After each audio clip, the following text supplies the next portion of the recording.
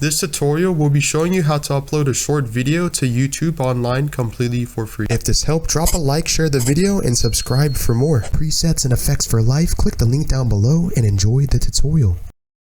The first step to upload a short video on YouTube is to download CapCut PC, and basically once you have your video clip on the timeline, assuming you want to transform this into a short form video, then go underneath player and click ratio. And you want to change the aspect ratio to 9:16. As you can see now, this is a short form format, and then you want to export or share your video and save it under the file and then now upload it on YouTube. I'll be right back. Once youtube.com has been loaded successfully, you want to go to the top right hand screen and next to the bell icon, click this where it says create and click upload video. Now you want to locate your short form video that you successfully saved on your PC, laptop, Mac, or computer device. Click, hold, and drag, or you can even click select.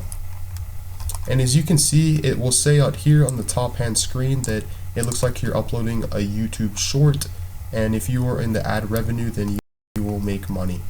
And now you have successfully uploaded a video in short form on YouTube online completely for free.